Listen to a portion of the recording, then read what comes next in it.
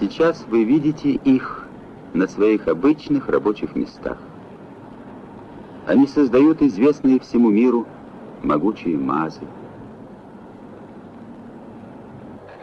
Ищут в научных лабораториях решение назревших проблем. Готовят в вузовских аудиториях новые отряды высококвалифицированных специалистов. И выполняют другую очень нужную и важную работу. Вы можете встретить их на залитых солнцем строительных площадках, в удобных кабинах комфортабельных автобусов междугородних линий, с резцом токаря или с федером чертежника в руках. Своим трудом эти люди изо дня в день украшают нашу отчизну, крепят ее могущество, множат ее славу. Каждый из них любит свою профессию, которую он избрал однажды на всю жизнь. Профессию токаря, шофера, ученого. Но есть у них еще одна профессия, общая для всех.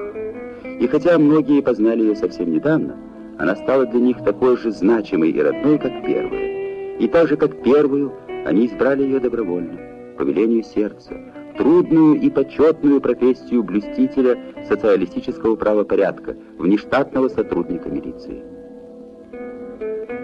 Об опыте работы внештатных сотрудников милиции города Минска и пойдет наш рассказ.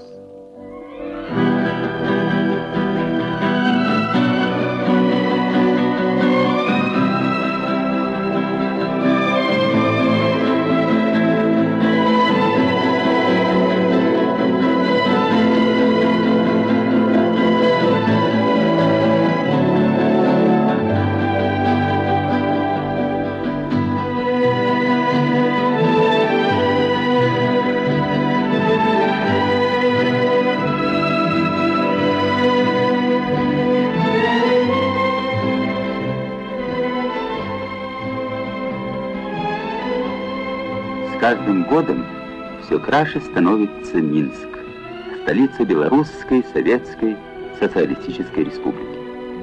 Изо дня в день крепнет в городе общественный порядок. На страже спокойствия минчан, плечом к плечу с работниками органов внутренних дел, бдительно стоят внештатные сотрудники милиции. Около 100 добровольцев работают в уголовном розыске Советского районного отдела внутренних дел Минска. Более половины из них – инженерно-технические работники и высококвалифицированные рабочие, ударники коммунистического труда, коммунисты и комсомольцы минских предприятий. Они считают себя в ответе за каждое совершенное правонарушение, уделяют главное внимание профилактике.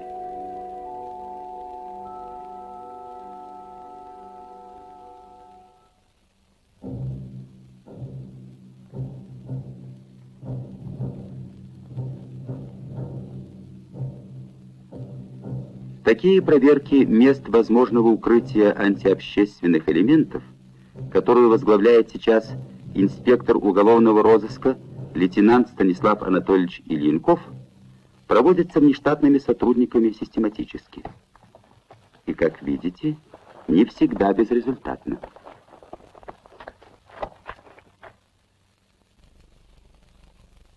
А этой группе поручено проверить сигнал о появлении в Минске разыскиваемого мошенника. Скрывается он в доме своего приятеля. Разрешите все же убедиться, что кроме вас в квартире никого нет. Прыгать с балкона второго этажа небезопасно. И главное, без всяких шансов на успех. В плане операции, возглавляемой старшим лейтенантом Владимиром Николаевичем Комаревичем, все учтено. Так же, как и в группе старшего лейтенанта Николая Ивановича Чергинца. Вчера охрана мелькомбината обнаружила у забора тщательно замаскированные листы кровельного железа. Их могли спрятать преступники, и они непременно придут сегодня ночью, чтобы унести украденное. В засаду со старшим лейтенантом вызвались пойти 5 внештатных работников.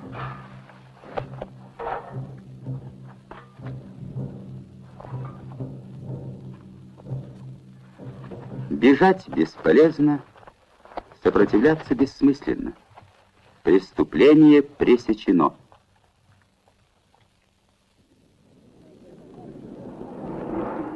Внештатные сотрудники постоянно учатся у своих старших опытных товарищей высокой бдительности, инициативе, находчивости. Каждый из них всегда чувствует себя на боевом посту, даже в очередном отпуске. В Бобруйске, куда Алексей Авдеенко прибыл на отдых, он случайно услышал, что в Минске можно купить с рук неплохой радиоприемник для автомашины, причем по весьма сходной цене. Сообщение водителя такси заинтересовало внештатного сотрудника. Он вспомнил, что на инструктажах в уголовном розыске им не раз читали ориентировки о кражах приемников с легковых автомашин.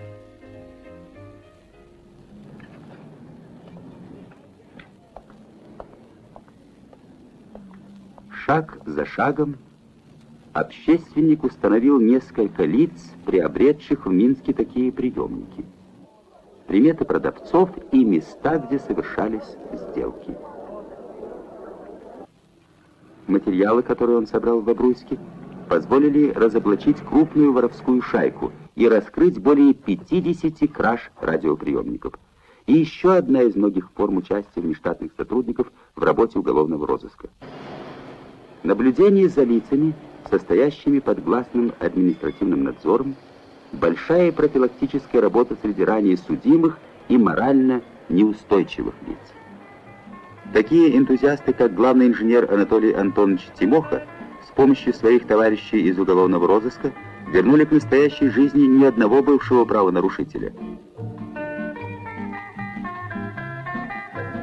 Добровольцы из легиона верных друзей милиции поверили в них, протянули им твердую руку взыскательного друга, помогли стать честными людьми, полезными членами социалистического общества.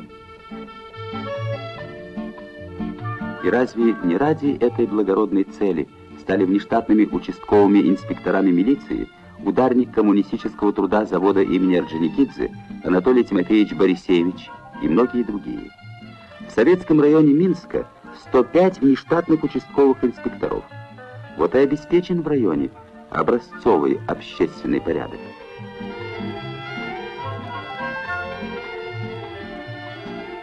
Когда участковый инспектор, лейтенант милиции Петр Васильевич Бусло, получил очередной отпуск, дела от него принял внештатный сотрудник Анатолий Тимофеевич Борисевич. Он приходил на свой участок как на службу изо дня в день, в течение всего месяца, с честью выполняя добровольно взятые обязанности. Таким энтузиастам, как Борисевич, во многом обязан участковый инспектор Бусло тем, что участок носит почетное звание участка образцового общественного порядка.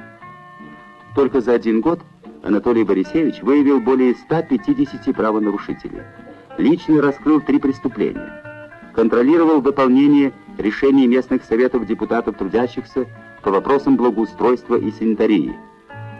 И, конечно же, принимал самое активное участие в поддержании паспортного режима.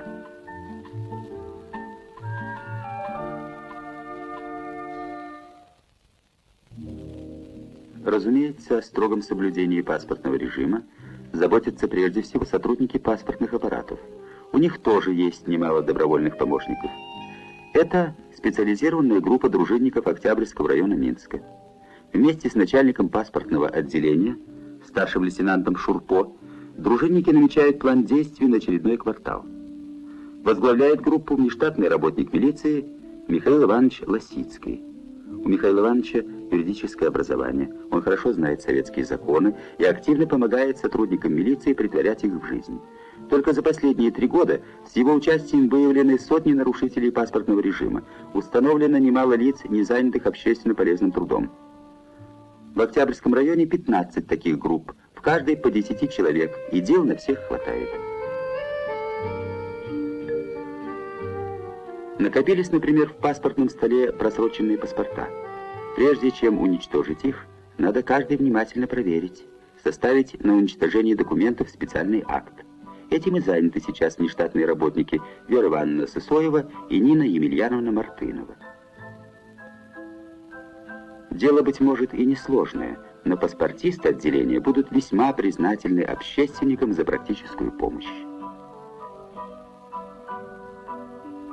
Помочь посетителю заполнить необходимые справки на получение паспорта или прописку по новому месту жительства тоже дело несложное.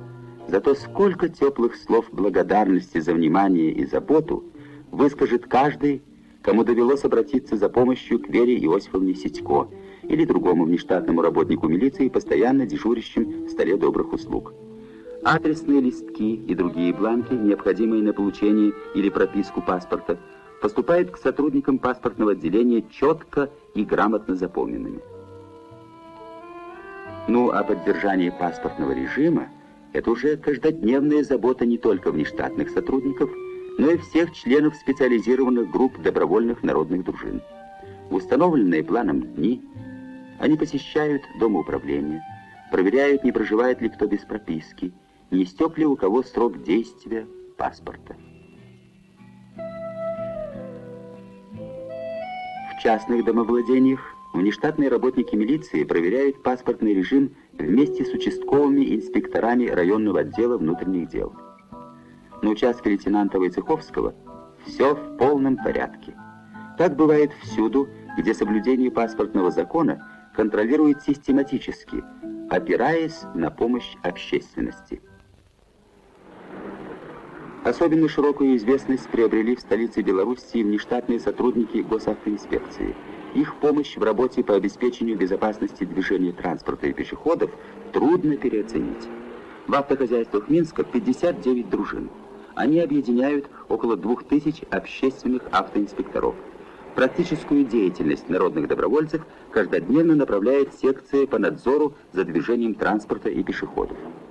Общественники ГАИ показывают себя настоящими стражами социалистического правопорядка и безопасности. Хотя бы случай с дружинником Сычом Анатолием Ивановичем. Дежурил он однажды на улице Апанского.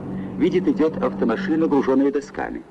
Но почему из района массовой застройки, а не наоборот?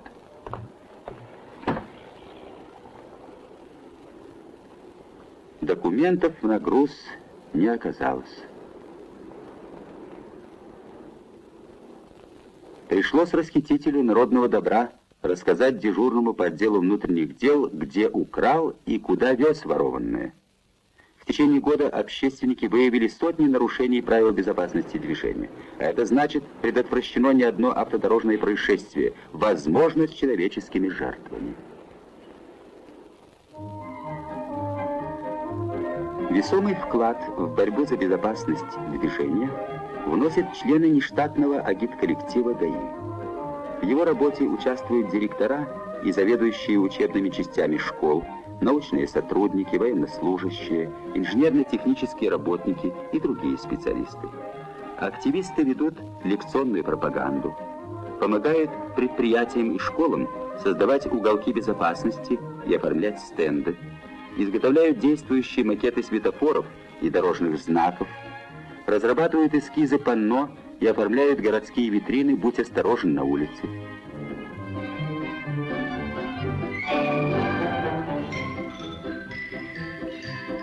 Систематически проводят среди дошкольников игру «Светофор».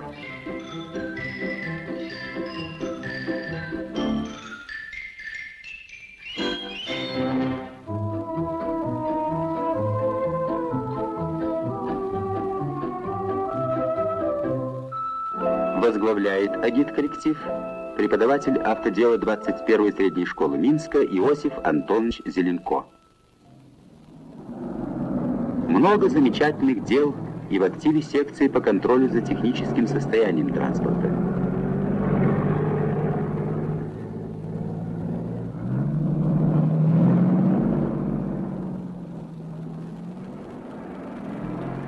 Ее работой умело руководит кандидат технических наук Вадим Александрович Акапович. Члены секции практически помогают работникам ГАИ проводить годовые технические осмотры автомашин, следят за качеством и объемом работ по заявочно-текущему ремонту и техническому обслуживанию автомашин, проверяют автотранспорт при выходе его из гаража и возвращении на стоянку. Лишь за год члены секции провели свыше 300 взаимных проверок технического состояния автотранспорта, выявив около 3000 неисправностей. Быстро растет популярность научно-технической секции по организации движения, разработке и внедрению новейших средств регулирования. И это понятно. Ее председатель – проректор Политехнического института Анатолий Иосифович Лавыш. 65 высококвалифицированных рабочих, инженеров, техников, научных сотрудников вузов и проектных организаций настойчиво и уверенно решают проблемы научной организации движения транспорта и пешеходов.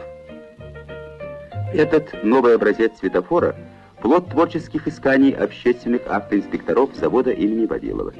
Спроектированные вавиловцами светофоры и автоматы для переключения сигналов запущены в серийное производство.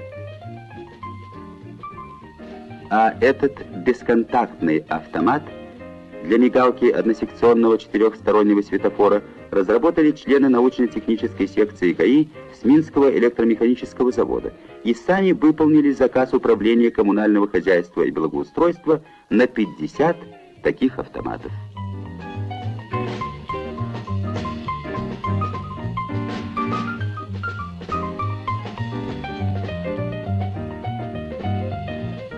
Получил «Зеленую улицу» и разработанные на общественных началах в филиале НИИ автоматической аппаратуры электронный автомат на управляемых диодах. По опытному образцу завод уже изготовил 170 автоматов. Электронные автоматы этой конструкции – детище членов научно-технической секции с радиозавода. Один такой автомат обслуживает 2 перекрестка. На улицах Минска уже установлены первые 15 экземпляров. Хороший подарок преподнесли общественники работникам госавтоинспекции. Они создали габаритно-сигнальное приспособление, ставшее ныне неизменным спутником дежурного ГАИ при осмотре мест дорожных происшествий как в дневное, так и в ночное время. Не испытывают недостатков в добровольных помощниках и детские комнаты. Более 20 внештатных сотрудников помогают в работе детской комнаты милиции Октябрьского районного отдела внутренних дел. Сегодня по заданию старшего инспектора Таисии Ватенковской они побывают у своих подопечных на производстве, в школах и по месту жительства. Встретятся с общественными воспитателями, узнают, как ведут себя ребята, кто из них нуждается в особо пристальном внимании. Владимир Кузьмин без труда найдет общий язык с Михаилом Будько. Оба работают мастерами. Один на заводе «Калибр», другой на вагоноремонтном. Оба добровольно взяли на себя ответственность за судьбу Виктора Лукашевича. Будько как общественный воспитатель, Кузьмин как внештатный сотрудник милиции. Их усилия не проходят даром. Подросток улучшил свое поведение, стал честно трудиться. Внештатные сотрудники Игорь Беркович и Андрей Колосков не жалеют сил, чтобы поставить на твердую дорогу Леву Фридмана. Он один из трудновоспитуемых подростков на втором филиале обувного производственного объединения «Луч». Конечно же, и их труд не пройдет бесследно. Но ведь давно известно, что любую болезнь легче предупредить, чем излечить. Вот и идут внештатные сотрудники милиции вместе с инспектором детской комнаты, младшим лейтенантом Ленианой Левченковой, туда, где неустойчивому мальчишке проще всего сделать первый неверный шаг в своей жизни. Не дать человеку осупиться, предотвратить беду. К этому постоянно и настойчиво стремится каждый внештатный сотрудник Минской милиции. Особый отряд внештатных сотрудников милиции составляют те, кто многие годы своей жизни отдал службе в органах внутренних дел. Уйдя на заслуженный отдых, они остаются в строю часовых порядка. В бюро Совета ветеранов избраны наиболее опытные. Его работой руководит бывший начальник отдела уголовного розыска Минска Николай Иосифович Нарышкин. Нередко актуальные вопросы здесь решаются с участием руководящего состава Управления внутренних дел.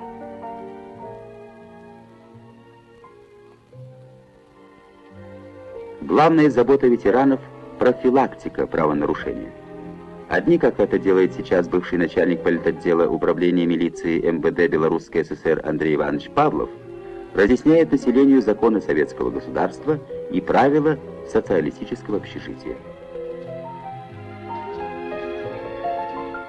Другие, как, например, Александр Гордеевич Филиппов, работавший в прошлом начальником паспортного отделения заводского районного отдела внутренних дел, проводят среди трудящихся консультации по вопросам советского законодательства и практической деятельности милиции.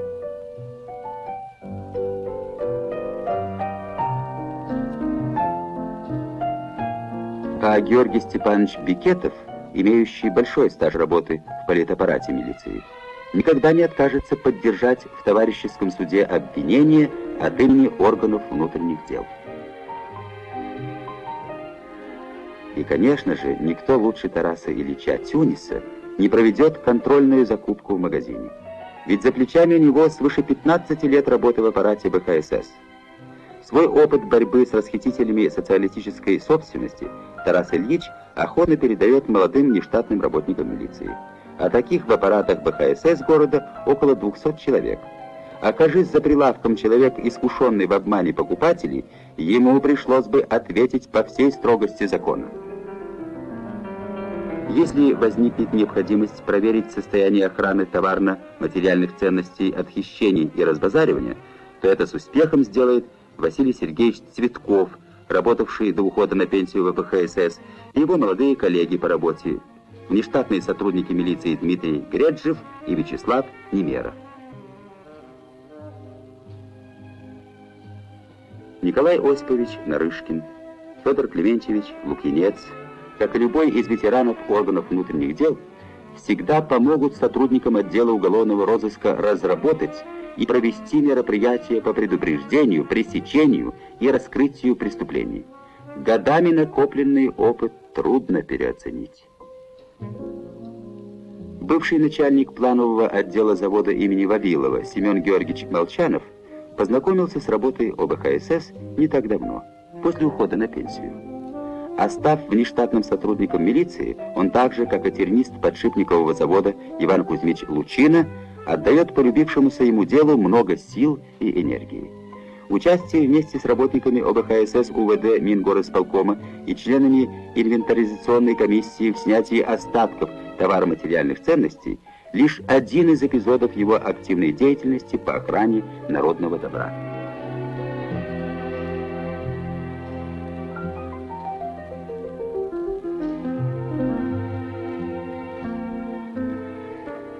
Выполнение обязанностей внештатного сотрудника милиции считают в Минске почетным и весьма ответственным делом. Доверяют его не каждому. Инженер завода имени Орджоникидзе Алексей Иванович Поляков, чья кандидатура обсуждается сейчас на заседании заводского партийного комитета, такое доверие заслужил. Партийный комитет решил рекомендовать его внештатным сотрудником Советского райотдела внутренних дел, зная о том, что он не подведет свой коллектив.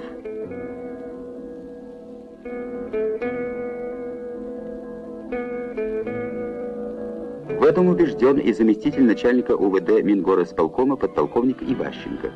«Всегда и во всем храните честь и славные традиции советской милиции», напутствует он еще одного представителя минской интеллигенции, вручая ему удостоверение внештатного сотрудника. В добрый час. А теперь за учебу. В Советском райотделе внутренних дел Минска обучение внештатных сотрудников мастерству милицейского дела считают своим первоочередным долгом. Теоретические положения, которые излагают сейчас внештатным сотрудникам доктор юридических наук профессор Михаил Артемович Ефимов и кандидат юридических наук доцент Анатолий Александрович Головко, несомненно, помогут им в дальнейшей практической работе.